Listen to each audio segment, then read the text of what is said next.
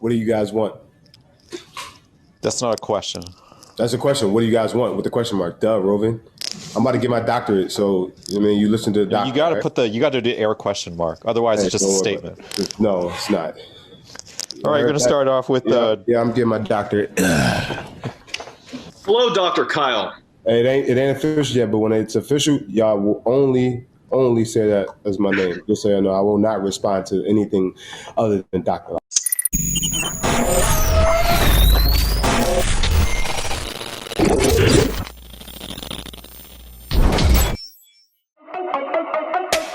The 28th different starting lineup for the Toronto Raptors. This ties a franchise record. Oh, what a cut by Ken Burch, and the recognition by Pascal. Killer crossover in the blue by OG Anunoby's going to work. In the third quarter, as a team, we made an effort to come out with energy and play with pace. Get stops and run out. Here's Fred, back to OG. Oh my! That's what I'm talking about. Pascal right to the iron. I think the chemistry built throughout the game. I think our guys did a really good job of adjusting offensively, especially. Pascal, the quick move on Harris, sidestep finds Burch in a slam dunk. What a elite dime for this! What a win tonight. Raptors have won 4 in a row. Welcome back to the Airborne Podcast. I'm your host, Ajit. That's Big Boy Braz with us. We got Thanos back on the podcast. The Raptors get their 4th straight win versus the Brooklyn Nets. Although they were shorthanded, they did start off the game very well in that first quarter, but the Raptors recovered. They had a full healthy lineup for the first time since God knows when. But they come away with the W, 114-103. Kyrie Irving led the way for the Nets with 28 points, 11 rebounds, 8 assists, 3 steals, and a block. He had a nasty block on Cam Burch, actually. Yeah. And Pascal Siakam looked like the old Spicy P from pre-pandemic, dropping 27 points, 9 rebounds, 6 assists, 2 steals in his first game back from the previous game when he was resting, right? But he was pulling off all those moves, the little he was going greedy to the net and then little floater. So he's back. Credit to him, that soft touch was there today. He was getting easy buckets at the rim. He was taking advantage of the mismatches in the paint with the smaller guards, smaller forwards that were guarding him. His 3 was actually working tonight. He made a few 3s in the game. And for the most part, they didn't wake up until they got punched in the mouth in that first quarter. Yeah. They only scored 23 points for that first quarter and allowed the Brooklyn Nets to score 36. So they were already down 13, which is pretty big, double digits in that first quarter. But then they picked up the slack in the second and third quarter, scored 30 points in both quarters, 33 in the second, 36 in the third. They were only down 2 going into halftime, 58-56. And then the old Raptors showed up in that third quarter. My God. My goodness. Oh, my goodness. I was kind of surprised that Trent didn't start today. I thought he would be starting. Well, that's the thing. I was talking about this to Bravs off camera. That's the thing with Gary Trent Jr. Since he's been here from the Portland Trailblazers in that trade, since he's come over to the Raptors, Van Vliet or Lowry have either been in and out of the lineup, right? So he was able to start. He was able to start for those 12 games when he was here at the start, up until this point. But this game, the whole full lineup was there. So him and Boucher coming off the bench, that's a pretty powerful duo. That's it, because it's wicked. Yeah. Unfortunately, Gary Trent Jr., first game coming off the bench as a 6th man, didn't go well for him. He was pretty off tonight. And shout out to Chris Boucher. He went down with an injury, apparently a knee sprain at the start of that 4th quarter. And a timeout taken by Toronto. Chris is still down, rolling around on his back.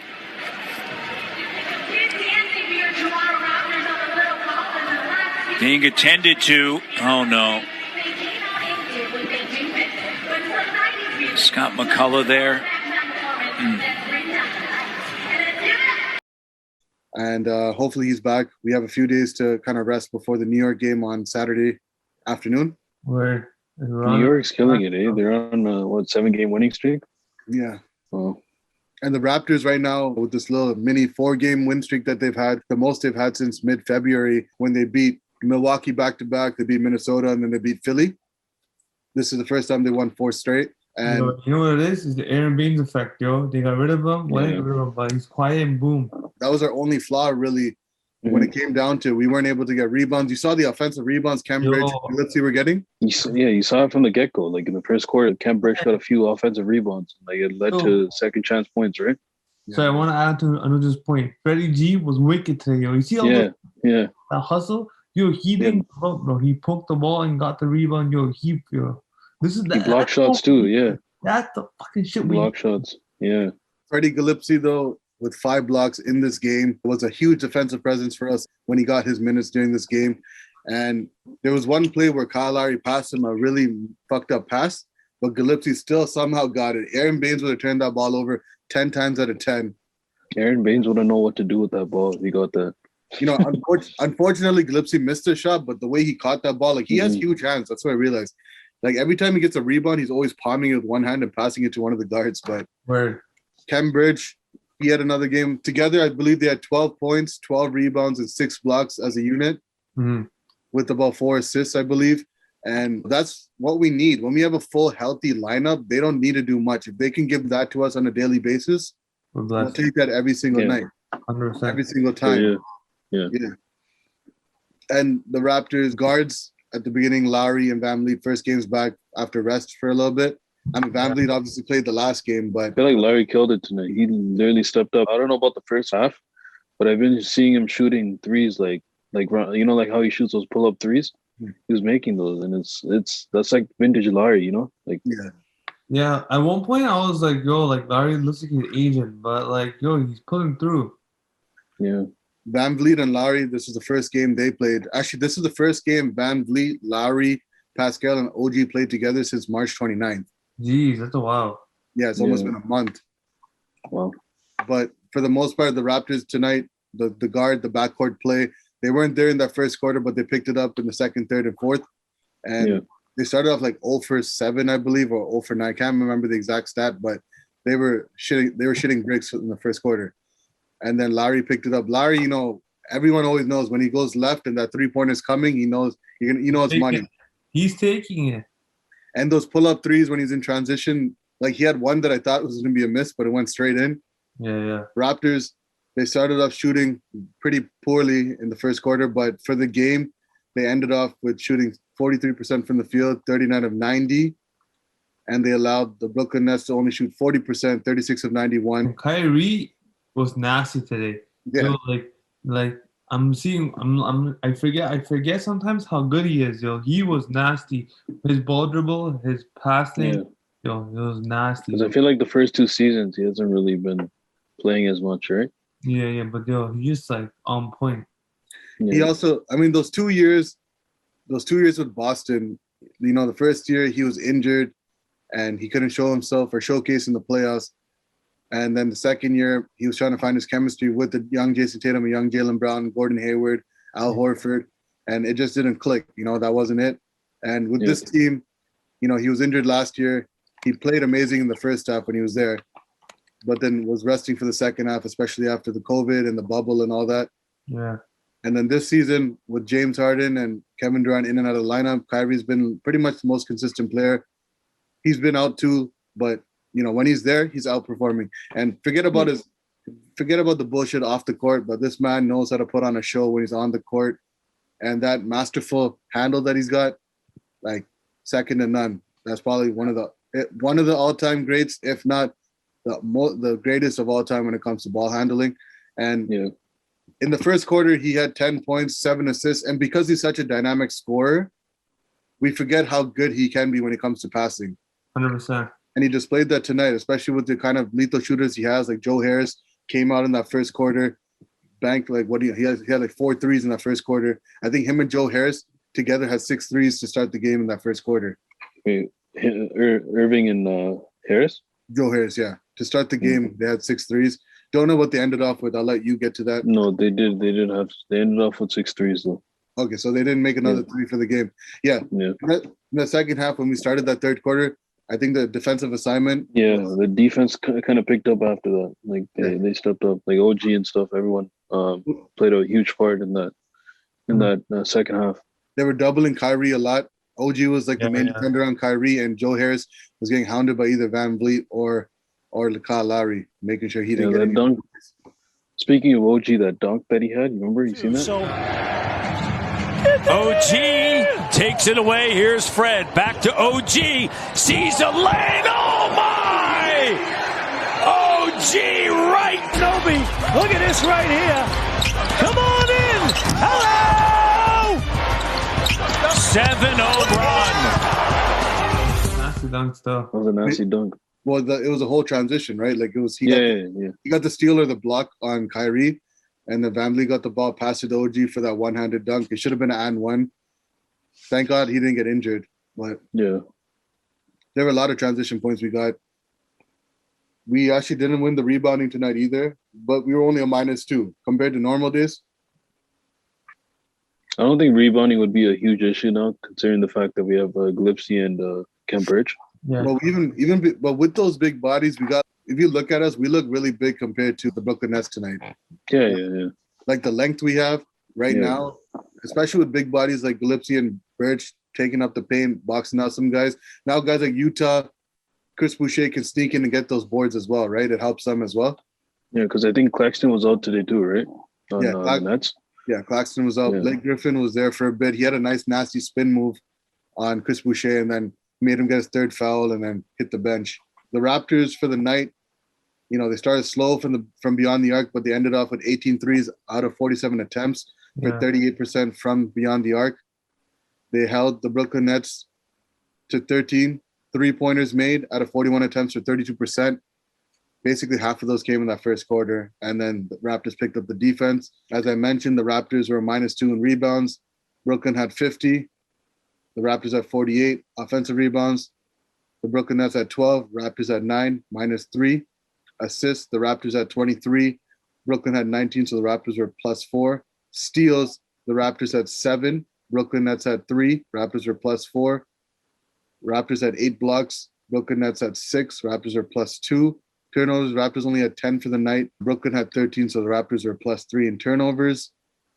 And then points in the paint. Brooklyn Nets had 42. Raptors had 36. The Raptors were -6.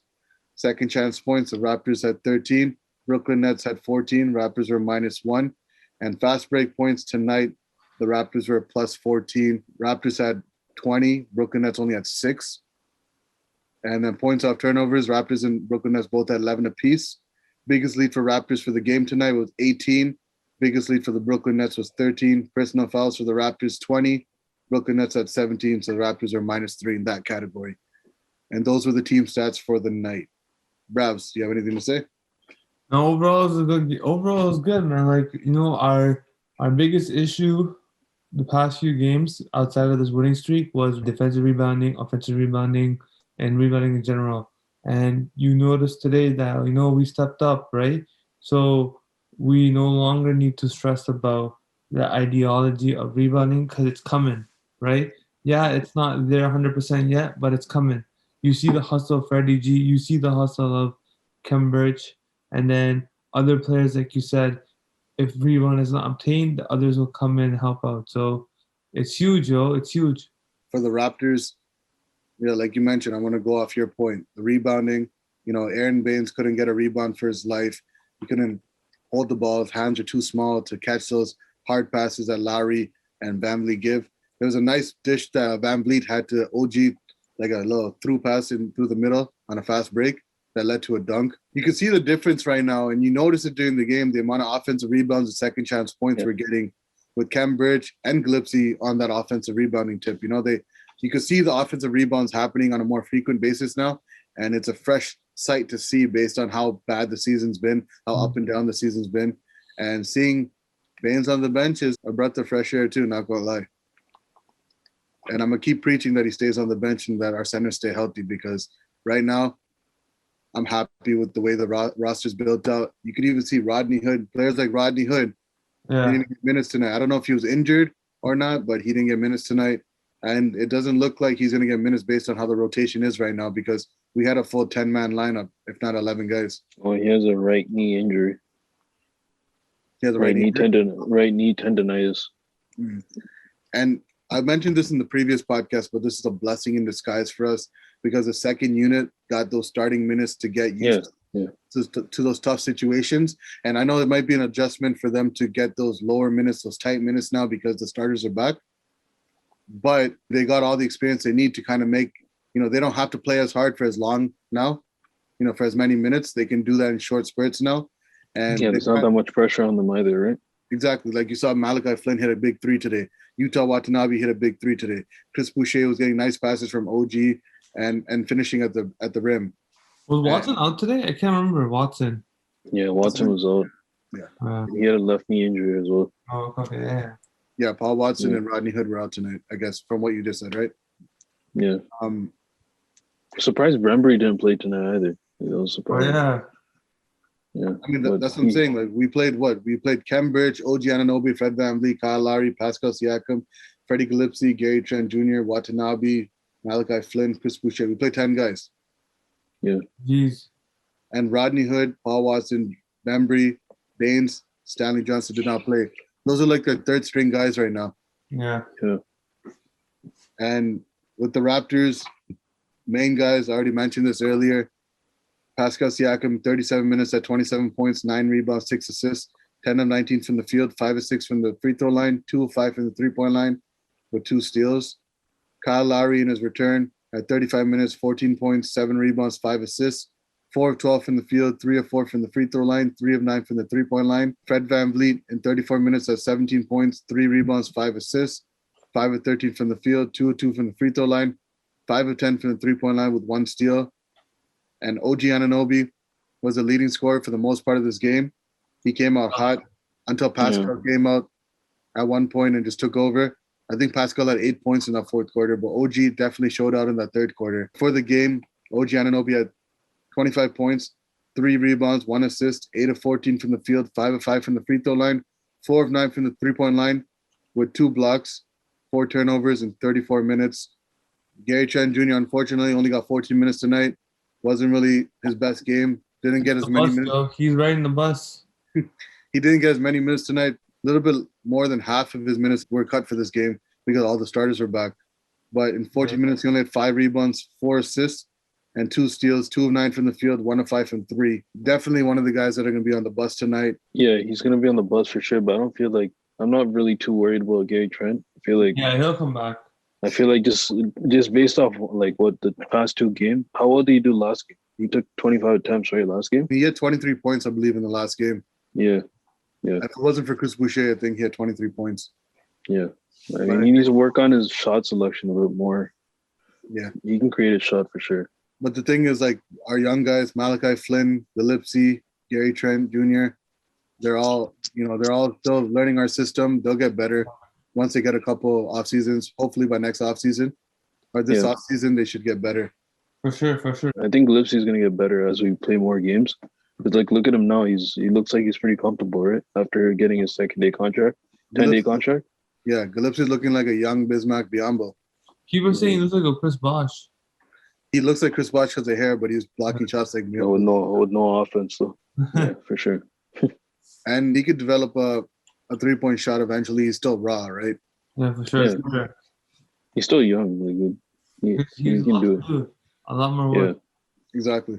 For the Brooklyn Nets, I already mentioned Kyrie Irving's stats, but I'll say it again. Kyrie Irving, 37 minutes at 28 points, 11 rebounds, 8 assists, 10 of 21 from the field, 6 of 6 from the free throw line, and 2 of 5 from the three-point line with 3 steals and a block.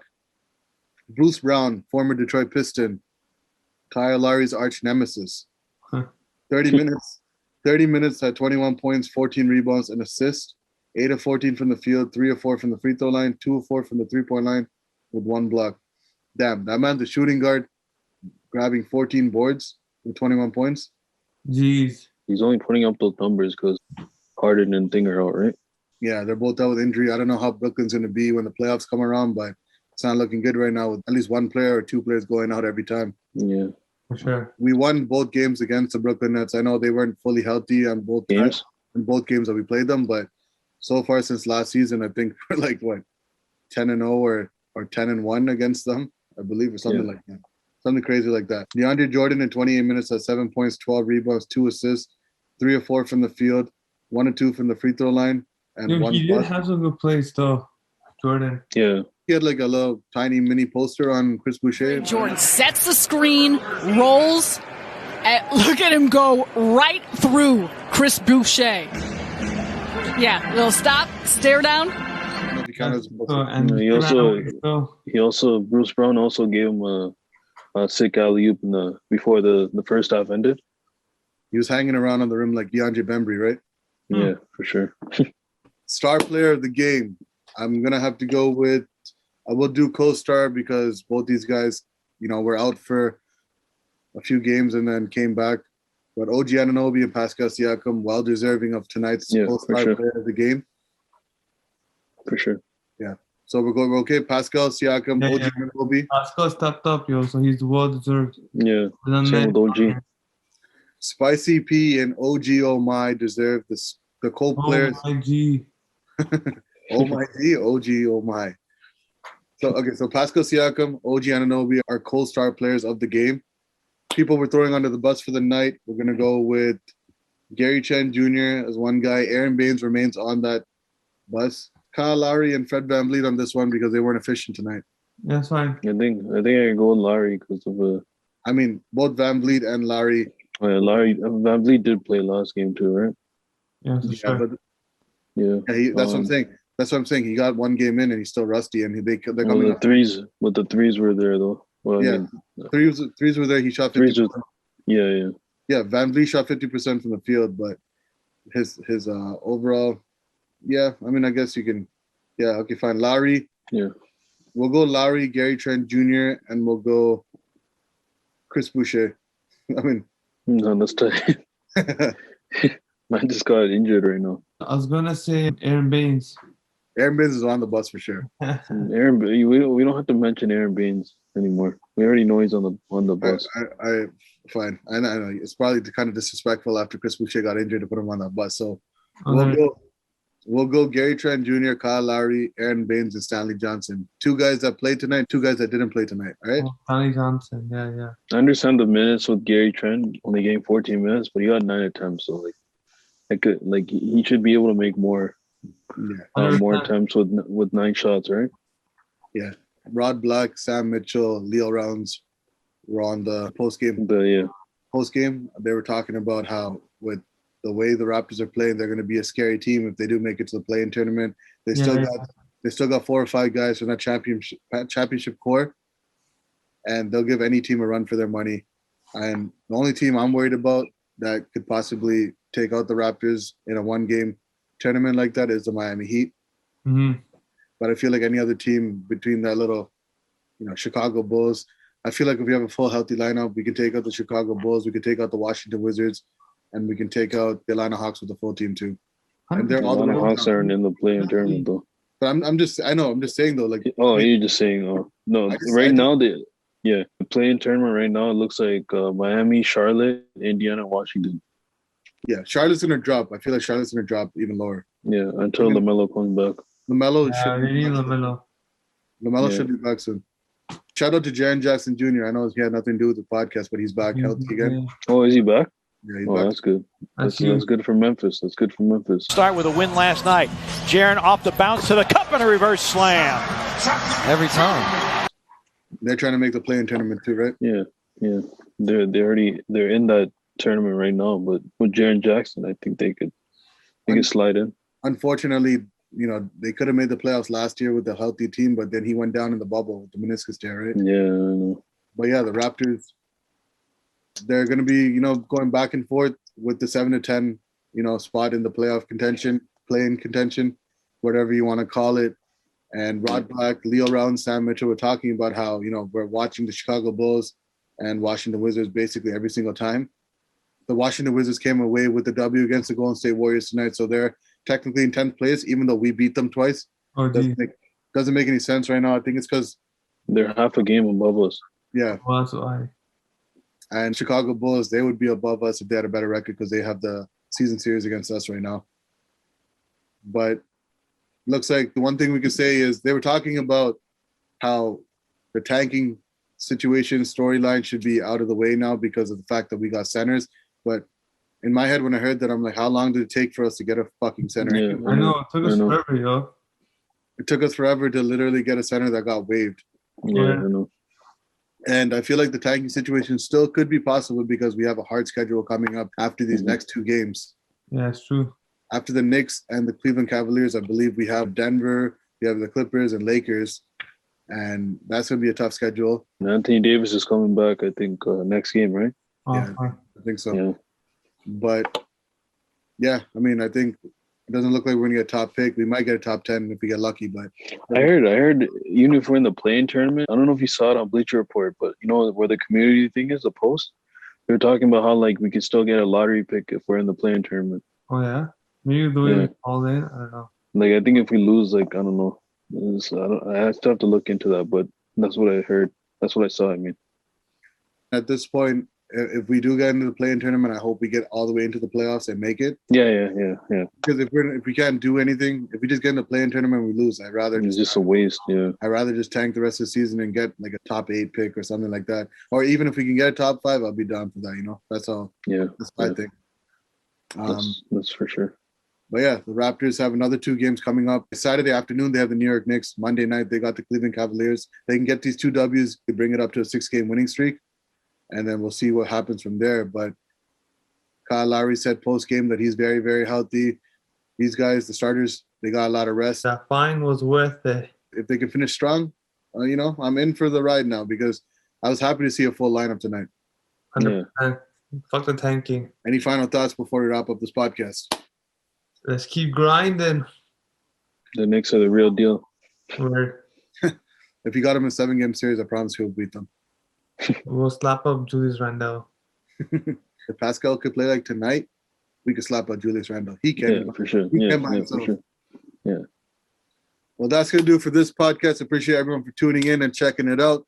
If you haven't liked the podcast, make sure you like it. If you haven't subscribed to the channel, make sure you subscribe to it. What are y'all waiting for? Stop slacking, bro.